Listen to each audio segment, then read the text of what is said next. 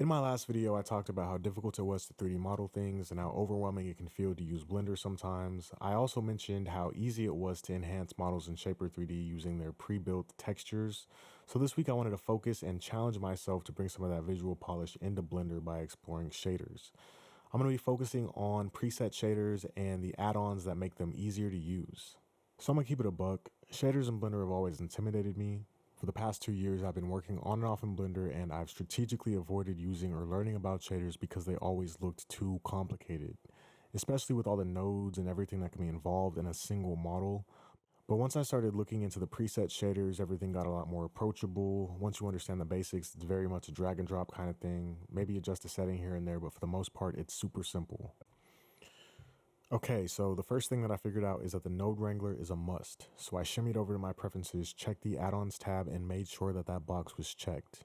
Once it's enabled, it's very easy to download preset shaders straight from the internet. There's a ton of websites and resources with free shaders like BlenderKit, Polyhaven, and Polygon. Even though I don't completely understand the accompanying node setups, Node Wrangler makes it super easy to visualize and manage them. For the most part, the file that we download controls several different aspects of the shader through layered PNGs, and the Node Wrangler helps organize and visualize them. Or at least I think that's how it works. I'm not an expert. So, in my exploration of shaders, I ended up creating 4 scenes, and keep in mind, I'm still learning, so this is more about the process and how I've been experimenting with shaders rather than something like an expert's analysis on the usage and benefit of shaders. I'm far from an expert, but I've always valued the advice from beginners because beginners like myself tend to have a fresher and more relatable perspective. So for scene 1, the very first scene that I created, I ended up going with the reference image from the Apple TV show Severance. And I went with this ominous hallway because it has been prominent in season 1 and season 2. I will not get into the details on why it's important, but I like to incorporate things into my projects, into my art that I'm interested in actively or experiencing actively. So it's very easy to choose Severance.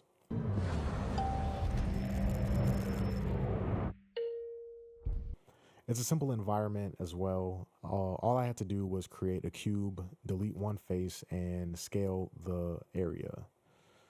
For the most part, there wasn't really anything complicated about that. There were some issues because I think the normals are facing outwards on the cube. So what I ended up doing was separately adding walls that I would then use the array modifier and mirror modifier for to have on both sides of the hallway.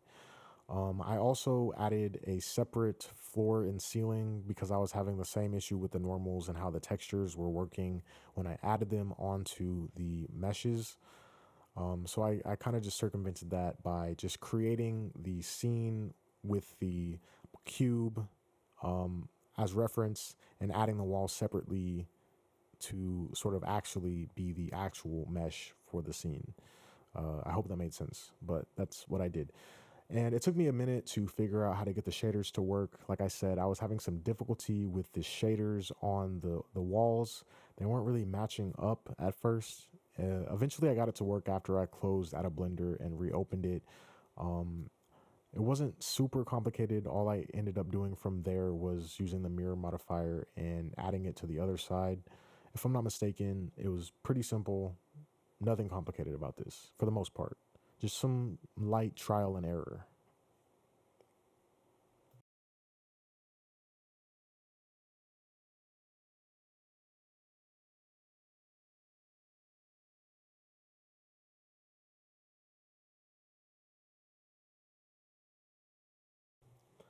Okay, so scene 2 is based on Waco Mundo, specifically Las Noches from the anime Bleach. I'm a huge anime fan, I'm a huge Bleach fan, and with the end of season 3 of the Thousand Year Blood War having just passed, I am finding myself really wanting to jump as much into the Bleach universe as possible. And with that, I've gone with this scene from Las Noches, and it's basically the Hollow Knight Palace. That's roughly what it means. It's supposed to look desolate with lots of sand, eerie, and ominous vibes. In the show, it's made clear that this place is ruled by several different aspects that define death, and if I'm not mistaken, the sand that fills this place is supposed to be the ashes of millions of dead hollows. The sand itself was challenging enough. Realistically, it's not feasible to create and render millions of individual grains of sand, so textures become incredibly useful. I used the displace modifier to create variations on a flat plane that gave me a dune-like surface, and the node setup was pretty straightforward, and adding textures and depth really helped bring the scene to life. As far as the other models in the scene goes, Hueco Mundo, like I said, is very desolate. There's no magnificent or beautiful buildings or awe-inspiring architecture. Everything is very plain. So to keep the rest of the scene simple, everything is blocky. There's these really weird silo-like shapes that are very regular and plain. I also added an HDRI for the first time, and I'm not as well versed in HDRIs or not even really knowledgeable at all. I really just found out enough information to plop one into the scene, and I added a nighttime HDRI to make the lighting more similar to what's happening in Waco Mundo, or at least sometimes. But for the most part, HDRI wasn't super complicated, and I didn't like the stars in the back of the scene, so I ended up adding a plane behind the scene that would blur or sort of fog up the stars that show up in the back of the HDRI. I also added a light source that would sort of represent the moon's light, and in the Affinity Photo app on my iPad, I added a moon to the sky to sort of add to the scene after it was already rendered. But for the most part, very plain scene, and I was happy to do something that was Bleach related because I'm a huge Bleach fan. All right, so the third scene is pretty simple and was largely dictated by the use of preset models. I figured out that Blender Kit has an add-on that you can download directly from their website that makes it so that you can use their 3D assets and shaders directly from their database. It's basically like incorporating the entire Blender Kit library into your Blender UI, and I'm able to easily search for and drag and drop things from their library directly into the scene, testing and adjusting things as I go. And it was really easy to use and figure out. The shaders that I used in the scene weren't complicated. For the most part, I was just more so experimenting with Blender Kit and the add-on, and being able to like craft a scene without having to worry about creating models and things like that. So I made an office workspace, and I used the entirety of the Blender Kit library to sort of craft this workspace. I just used whatever I could find, desks, fish tank, lights, floor, all that stuff. I made the walls and the floor from scratch, but I did add those textures directly from Blender Kit.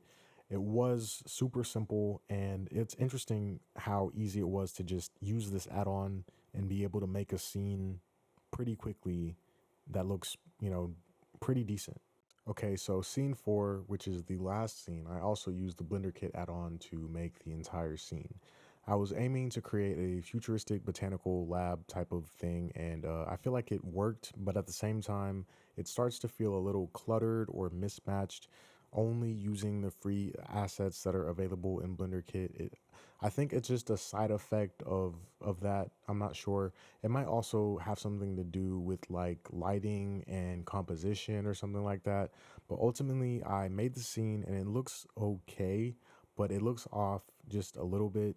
And I'm not really going to focus on why that is yet. I really only wanted to experiment with shaders, and because I accomplished that, I'm going to kind of leave whatever issues I had with this final scene alone.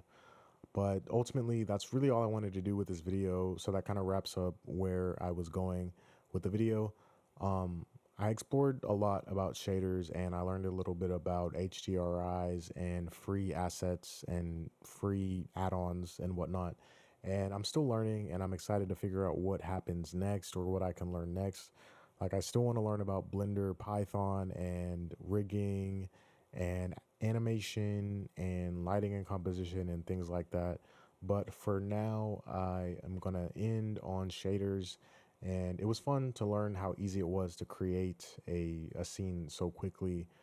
And it's always interesting to learn a new thing. But for now, that's all I really had for this video. And I am interested in seeing what I learn next.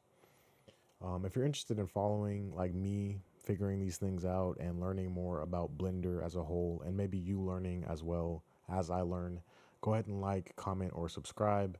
Those will all be really helpful for the algorithm and whatnot. But I'm planning on making more videos and we'll see them when we get there. But yeah, thank you for watching.